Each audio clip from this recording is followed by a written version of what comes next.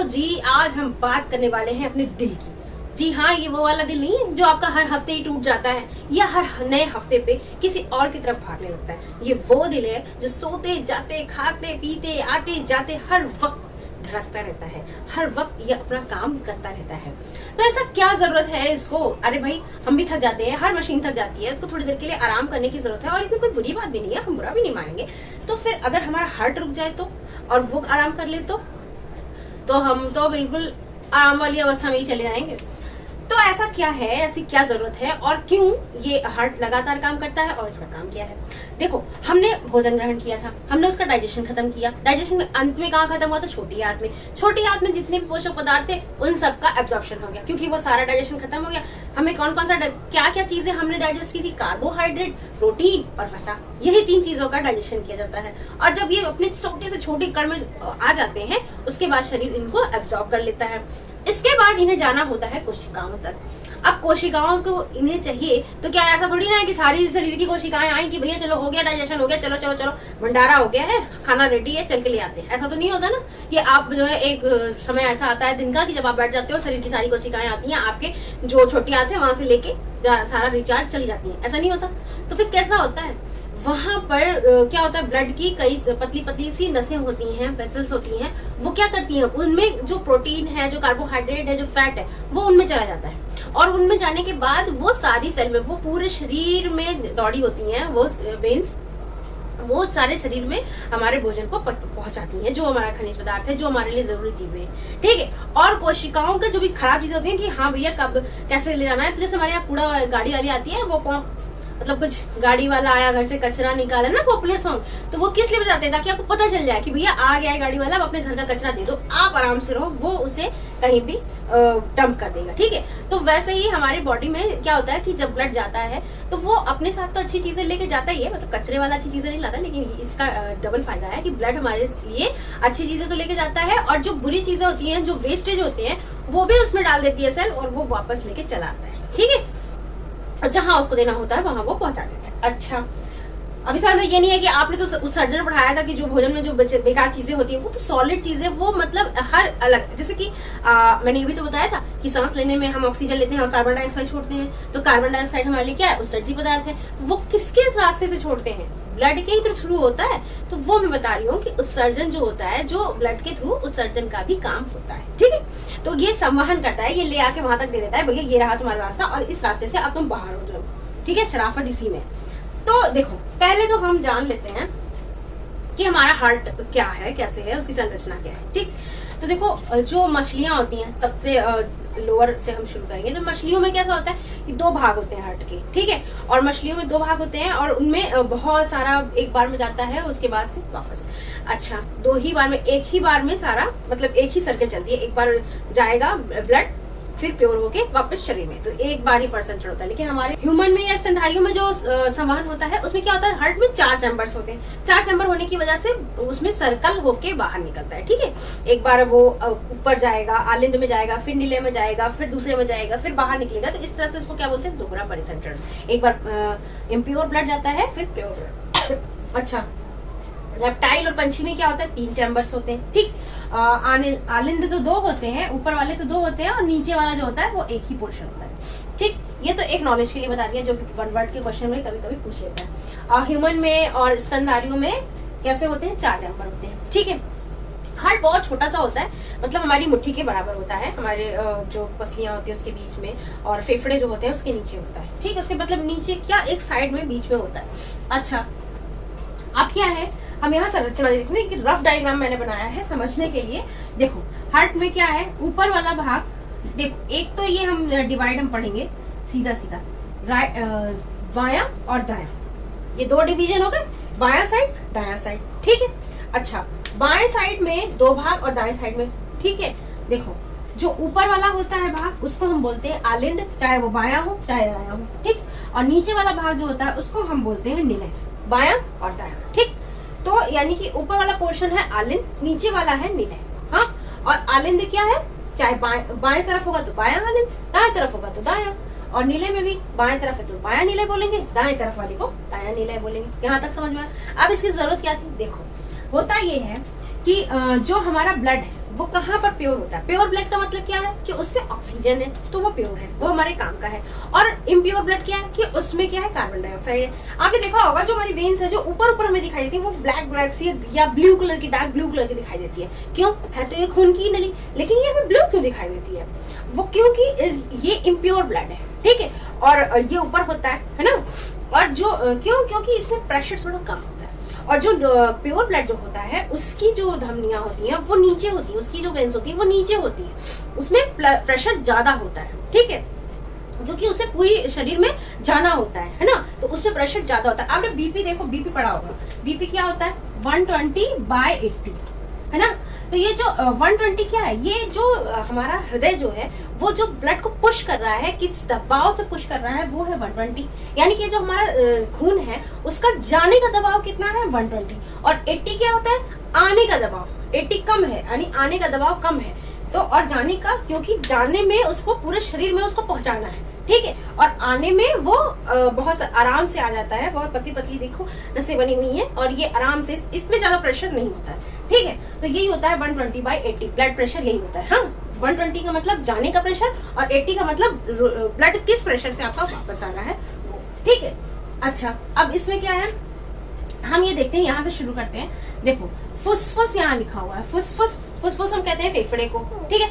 अब फेफड़े को क्या बोलते हैं, फेफड़े को लीवर बोल रही हूँ, फेफड़े को लंग्स बोलते हैं, उसको हम साइंटिफिक लैंग्वेज में बोलते हैं पल्मोनरी, ठीक है। तो यहाँ पर क्या है, देखो एक तरफ मैंने क्या बनाया, हार्ट थोड़ा सा मोटा बनाया और एक तरफ थोड़ा सा पतला, तुम्हारी तरह ऐसे नहीं बना दिया है और तीर बनाते, ये दिल का वो नहीं होता है, ये दिल का शेप नहीं है, ठीक है। और ये वो वाला दिल नहीं है जो बात बात पे टूट जाता है। हमारा ये दिल है बहुत मजबूत से भगवान ने बनाया है, और इसमें मजबूती के लिए ही इधर वाली जो होती है, वो जो बाएं साइड की होती है, ये बहुत मजबूत होती है। क्यों? क्योंकि यहाँ पर पूरे प्रेशर से ब्लड आ रहा है और पूरे प्रेशर से इसको पंप करना है 120, है ना। तो यहाँ पर प्रेशर ज्यादा होता है, इस साइड प्रेशर ज्यादा होता है, और यहाँ से जो है ब्लड जो है वो सिर्फ कहाँ जाएगा, लंग्स में जाएगा, ठीक है। यहाँ से सिर्फ लंग्स में जाना है। अब चूंकि यहाँ वैसे हमें सिर्फ लंग्स में ले जाना है, क्योंकि यहाँ पर अशुद्ध खून है, ठीक है, जिसमें कार्बन डाइऑक्साइड है, तो सिर्फ लंग्स तक जाना है, तो कोई टेंशन की बात नहीं है, बहुत ज्यादा प्रेशर नहीं लगाना है, आराम आराम से काम हो जाना है। इसलिए यहाँ की जो मांसपेशियां होती हैं वो रिलैक्स रहती हैं, वो बहुत ज्यादा मजबूत नहीं होती। लेकिन यहाँ पर क्या है, यहाँ से ब्लड पूरे शरीर में जाना है, ठीक है। तो यहाँ जो बायां साइड है, यहाँ से पूरे शरीर में जाना है, और यहाँ जो लंग्स है, यहाँ से ब्लड ये देता है, तो यहाँ आता है इस वाले बाएं वाले साइड में। जब लंग्स से ब्लड आता है, लंग से ब्लड कैसा ब्लड आएगा, क्योंकि लंग में कौन आ रहा है, सांस ले रहे हैं हम, तो कहाँ जा रहा है, हमारे फेफड़े में जा रहा है, क्या जा रहा है, ऑक्सीजन। और यहाँ से जो ब्लड आएगा वो ऑक्सीजन लेके आएगा, और फिर वो यहाँ आएगा इस साइड वाले, यानी कि पहले आलिंद में आएगा, और फिर वो यहाँ से, यहाँ पर एक वहाँ फाटक लगा होता है, एक तरह से वाल्व लगा होता है, जिसको हम बोलते हैं बाइकस्पिड वाल्व। यहाँ आने के बाद ये आ जाता है नीचे, यानी बाएं नीले में आ जाता है, और फिर वहां से जाता है धमनी के थ्रू पूरे शरीर, ठीक है। अच्छा, तो जब क्या हुआ, ब्लड कहाँ गया, पहले फेफड़े में, फेफड़े में उसे ऑक्सीजन चाहिए थी, वहां से उसने ली ऑक्सीजन, और ऑक्सीजन लेने के बाद वो गया हार्ट के पास कि भैया हो गया है, हमारा काम हो गया है, अब आप इसको भेजो। तो ऑक्सीजन उसका डिपार्चर कर देता है, ठीक है। सारा खून आया यहाँ पर, आलिंद में आया, और फिर वहां से कलेक्ट हुआ निलय से, और निलय में धमनी लगी हुई थी जो पूरे शरीर में पंप कर दिया कि ले जाओ भैया, इसका काम हो गया, ये ले जाओ तुम अपना। और ये जो महाधमनी होती है, पूरे शरीर में ब्लड ले जाती है, इसको महाधमनी कहते हैं। ये फिर पूरे शरीर को ब्लड सर्कुलेट करती है। अच्छा जी, और फिर पूरे शरीर में जब ब्लड सर्कुलेट हो जाता है, तो फिर उसमें दुनिया भर की गंदगी, कार्बन डाइऑक्साइड मिल जाता है। फिर वो वापस जाता है फेफड़े में कि भैया अब मेरी एनर्जी खत्म, अब तुम हमें फिर से रिचार्ज कर दो, और फिर फेफड़ा उसे रिचार्ज करता है। रिचार्ज का मतलब फिर से उसमें ऑक्सीजन मिलाता है, तो वो भी डायरेक्ट फेफड़े में नहीं जाता है, पहले आएगा इसमें क्या बोलते हैं, हार्ट में। जो ब्लड का जो है एक तरह से स्टेशन है, वो हमारा हार्ट है। हार्ट में आएगा पहले, कहेगा भैया हमारी एनर्जी हो गई है खत्म, हमारी ऑक्सीजन हो गई है खत्म, तो अच्छा ठीक है रुको, तुम्हें अभी भेजते हैं। तो ये यहाँ से जो इम्प्योर ब्लड है वो यहाँ से आया, महाशिरा से आया, और फिर यहाँ पर जाता है ये लंग्स में, यहाँ पर शुद्ध होने के लिए, ठीक है। तो यहाँ पर जो वाल्व, अच्छा वाल्व की क्या जरूरत है, वाल्व की जरूरत इसलिए है क्योंकि अगर ये यहाँ आया और वापस से पंप किया तो वापस न चला जाए, वो उसी चैम्बर में वापस से चला जाए, फिर से वापस उसी वेन में न चला जाए जहाँ से वो आया। इसलिए यहाँ भी एक वाल्व लगा होता है, और जो वेन्स होती है, जो धमनी और सिराएं होती है, उनमें भी वाल्व लगा होता है, ताकि वो ऊपर तो जाए लेकिन नीचे ना आए, वापस से नीचे ना आए, वो सिर्फ ऊपर ऊपर जाए। और यहाँ पर भी वाल्व लगा होता है, ये इसीलिए लगा होता है ताकि जो ब्लड है वो नीचे जाए, लेकिन ऊपर जब जाएगा तो वाल्व बंद हो जाएगा। तो अच्छा, जो ये हमारे दिल की धड़कनें है ना, वो भी यहीं से आती है, ठीक है। हमारे दिल में क्या धक धक धक धक धक धक जो होता है, उसको साइंटिफिक लैंग्वेज में होते हैं लब दब की आवाज। ये वो वाला लब नहीं है, ठीक है। ये लब दब की आवाज जो होती है वो क्यों होती है, ये यही जो वॉल्व खुलते हैं बंद होते हैं, खुलते हैं बंद होते हैं, खुलने बंद होने की वजह से ये आवाज आती है। वो ब्लड जो है पंप जितनी बार होता है उतनी बार वॉल्व खुलता है, और उतनी बार वॉल्व खुलने पर वो आवाज आती है, ठीक है। अब यहाँ तक हो गया। अच्छा, अब हम इसमें देखेंगे, देखो हमारे पूरे शरीर में कितना ब्लड है, 5 लीटर के अराउंड ब्लड होता है, ठीक है। पूरे मानव शरीर में 5 लीटर तो ब्लड होता ही होता है, ठीक है। अब इसमें क्या है, देखो 5 लीटर ब्लड है और हमारा हृदय कितना है, बिल्कुल छोटा सा है ना, एक मुट्ठी के बराबर, ठीक। अब इतना छोटा हृदय और 5 लीटर ब्लड को कैसे पंप कर लेता है। देखो हार्ट क्या होता है, 72 टाइम्स धड़कता है 1 मिनट में, 1 मिनट में 72 बार धड़कता है। और एक बार जो वो धड़कता है, एक बार जो उसका वॉल्व खुलता है, तो वो लगभग 70 ml ब्लड को ऊपर पुश कर देता है, ठीक है, वापस भेज देता है। तो यानी कि अब अगर इसको मल्टीप्लाई आप करोगे तो लगभग 5 लीटर के अराउंड आ जाएगा। यानी 1 मिनट में हमारा हृदय पूरे 5 लीटर ब्लड को पंप कर देता है।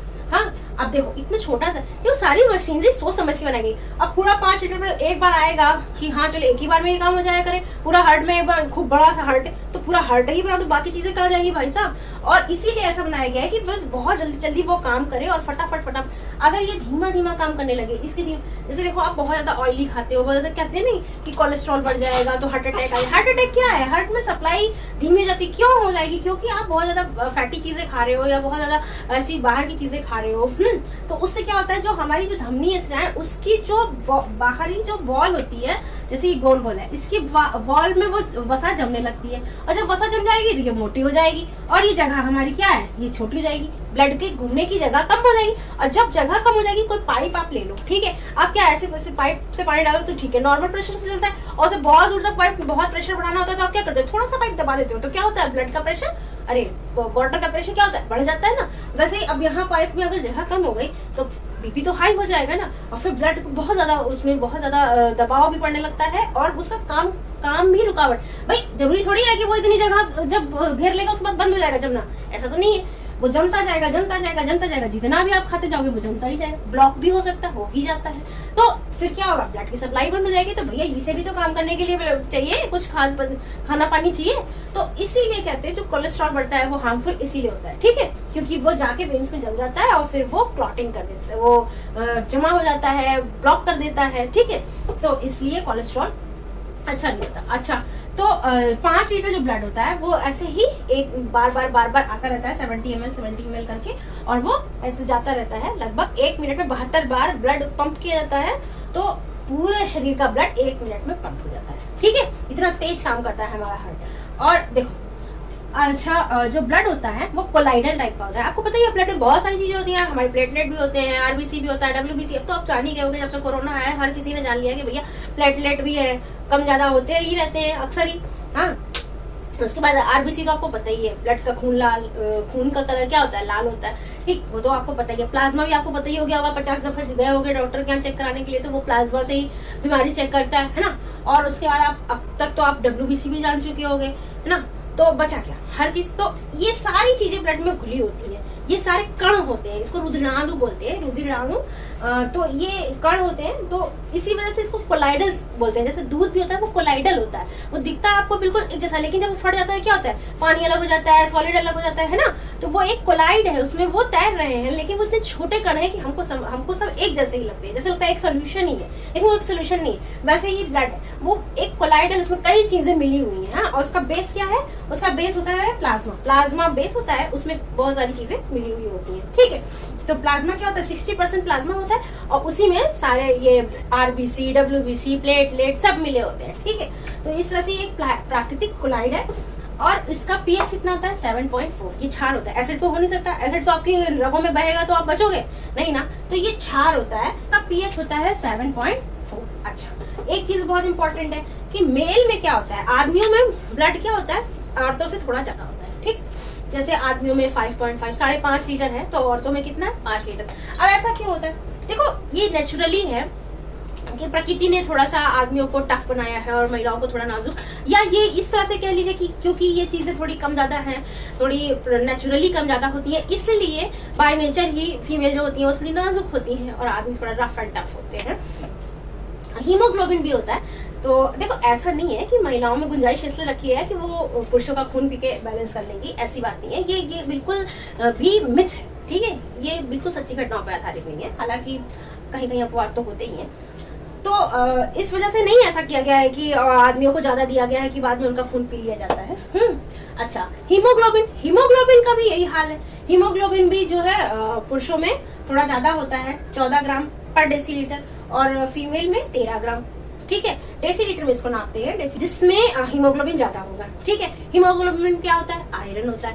तो आपने पढ़ा ही होगा, हीमोग्लोबिन में जो आयरन होता है उसी की वजह से ब्लड लाल होता है, ठीक है। और ये हीमोग्लोबिन कहाँ होता है? आरबीसी में होता है, ठीक है। तो ये आयरन की वजह से, अब इसका मतलब जिसमें हीमोग्लोबिन ज्यादा है उसमें आयरन भी ज्यादा होगा, तो जिसमें आयरन ज्यादा होगा वो तो भाई टफ होगा ही ना। इसीलिए जो पुरुष होते हैं वो थोड़ा फिजिकली टफ होते हैं, और जो महिलाएं होती हैं वो कंपैरेटिवली थोड़ा सा वो नाजुक मिजाज होती हैं, ठीक है। अच्छा, तो ये हीमोग्लोबिन क्या करता है? हीमोग्लोबिन ही ऑक्सीजन और कार्बन डाइऑक्साइड को आदान प्रदान करता है। तो अगर आपका हीमोग्लोबिन ठीक नहीं है, ठीक है, तो आपका क्या होगा कि आप बहुत ज्यादा ऑक्सीजन नहीं ले पाओगे, बहुत अच्छे से आपकी बॉडी ऑक्सीजन नहीं करेगा। तो अगर ऑक्सीजन ही बॉडी में अगर सही अनुपात में नहीं रहेगा तो फिर आप काम कैसे करोगे, है कि नहीं? आपको थका थका सा महसूस होगा कि यार, अब सोचो अगर आपके पास अच्छे ऊर्जा ही नहीं है, सांस ही नहीं सही से ले पा रहे हो, तो क्या काम करोगे घंटा? तो वैसे ही हीमोग्लोबिन का लेवल जो होता है वो बहुत जरूरी होता है। अगर आपको बहुत थकान लग रही है, आप बहुत हेल्दी हो जाओ, उससे हीमोग्लोबिन में फर्क नहीं पड़ता। वो एक अलग क्राइटेरिया कि हम बहुत खा पी के देखो कितने मोटे हैं, हमारा वजन इतना हो गया, उससे हीमोग्लोबिन नहीं बढ़ता है, ठीक है। प्रॉपर डाइट से बढ़ता है।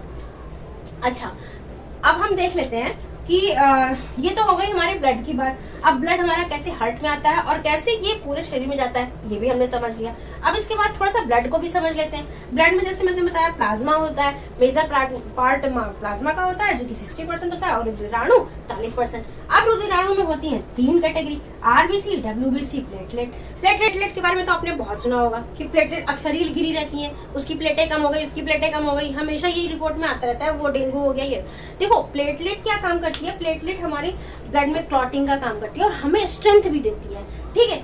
जैसे कोई काम है, अगर आपके बॉडी जो है, आप ठीक है, ऑक्सीजन आपकी बॉडी में सही से सप्लाई होगा तब तो आप अपने आप को एनर्जेटिक महसूस करोगे काम करने के लिए। लेकिन आपके अंदर जो स्टेमिना, देखो प्लेटलेट का मतलब आदमी बिल्कुल थका होता है, उसका पैर तक नहीं उठता है, मतलब हाथ नहीं उठता, वो एकदम मरणासन पहुंचता चला जाता है जैसे जैसे प्लेटलेट कम है भाई। तो प्लेटलेट का मतलब ये है कि वो आपकी बॉडी को स्ट्रेंथ देता है, पावर देता है, ठीक। उसकी संख्या क्या होती है? 2 लाख, और इनकी लाइफ कितनी होती है? सिर्फ 7 डेज होती है, ठीक। उसके बाद क्या? डब्ल्यूबीसी आपका रोग से बचाता है, हाँ, और इनका संख्या 10,000 होती है, बहुत कम होती है, सबसे कम, और ये सिर्फ 4 ही दिन जीते हैं। और आरबीसी हमारी बॉडी में होती है 50 लाख, ठीक, और ये जीती है 120 दिन, ठीक। तो अब देखो आरबीसी का काम, इसलिए आरबीसी की संख्या इसलिए ज्यादा होती है क्योंकि ये पूरी बॉडी में ब्लड को पहुंचाएंगी, और पूरी बॉडी में जब वो पहुंचेगा, हीमोग्लोबिन के थ्रू ऑक्सीजन पहुंचेगा, तभी बॉडी का हर पार्ट काम कर सकते हैं, इसीलिए इनकी संख्या भी ज्यादा होती है। और इन दोनों की संख्या इसलिए कम होती है क्योंकि इनका एक स्पेसिफिक काम है, ठीक है। अब देखो पौधों में कैसे होता है, पौधों में भी संवहन होता है, हमने पढ़ा था ना, जैव प्रक्रम, यानी कि सारी क्रियाएं पौधों में और जंतुओं में दोनों होती है। अब पौधों में क्या होता है? जाइलम होता है और फ्लोएम होता है, ये 2 होते हैं जिनसे संवहन होता है। पौधे जो होते हैं, पौधे क्या होते हैं? जमीन से जुड़े होते हैं, और जमीन में उनकी होती है जड़ें, और ऊपर क्या होता है? तना होता है, फिर तने के बाद क्या होती है? पत्तियां होती है ना। तो देखो पत्तियों में क्या बनता है? भोजन बनता है इनका, ठीक। अब पत्तियों में जो भोजन बनता है वो पूरे प्लांट पे को पहुंचना चाहिए कि नहीं पहुंचना चाहिए? तो वो कैसे पहुंचेगा? और हमें वाटर की भी जरूरत होती है। हम पौधों को पानी देते हैं तो जमीन में देते हैं ना, जड़ों में पानी देते हैं। इसका मतलब है कि पानी कहाँ से ऊपर जाता है? जड़ों से ऊपर जाता है। खाद बात देते हैं, जड़ों में डालते हैं, है ना। ये तो नहीं होता कि हम तने में चिपका के चले आए और अब तने में हम पानी डाल रहे हैं, ऐसा नहीं होता, जड़ों में डालते हैं। इसका मतलब क्या है कि पौधों में जो संवहन होता है वो जड़ों से होता है, जो पानी ऊपर जाता है वो जड़ों से जाता है। तो पानी किससे जाता है? जाइलम से। खनिज लवण किससे जाता है? जाइलम से। और जो भोजन होता है वो पूरे पौधों में किससे आता है? फ्लोएम से। तो पत्तियों में जैसे भोजन बना तो वो फ्लोएम की पतली पतली कोशिकाएं होती हैं, वो पूरे पौधे में फैली होती हैं और उनसे भोजन की सप्लाई होती है। और जाइलम क्या होता है? जाइलम ही पूरे उसमें फैला होता है, पतला पतला सा ऐसे नली टाइप की होती है, उससे होकर के पानी ऊपर जाता है। अब पानी ऊपर कैसे जाएगा? तो यहाँ आता है पानी, यहाँ पत्तियां है, पत्तियों में क्या होता है, स्टोमेटा, ये आपने पढ़ा ही है पहले। स्टोमेटा के खुलने बंद होने से वाष्पोत्सर्जन होता है, और वाष्पोत्सर्जन, जितना वाष्पोत्सर्जन होता जाता है उतना ही जगह खाली होती जाती है, उतना ही पानी का खिंचाव होता जाता है। और यहाँ पर परासरण का दाब लगता है। परासरण दाब की वजह से क्या होता है, वो जैसे जैसे ऊपर से पानी खाली होता है, नीचे से पानी का प्रेशर होता रहता है, वो पानी ऊपर चढ़ता चला जाता है। और फ्लोएम के लिए इतना कोई खास दबाव की जरूरत नहीं होती, क्योंकि भोजन तो यहीं कहीं बन जाता है, तो आराम से फैल जाता है। जबकि पानी के लिए थोड़ा सा दबाव की इसकी जरूरत होती है, क्योंकि ये अपोजिट डायरेक्शन में जा रहा है। ठीक है, तो इस तरह से पौधों में भी संवहन होता है। तो आपने ये चैप्टर पूरा पढ़ लिया, खत्म कर लिया, और जैव प्रक्रम के जितने भी टॉपिक थे वो बहुत डिटेल में समझाए भी। अगर कुछ समझ में नहीं आया तो कमेंट में जरूर बताना। ओके।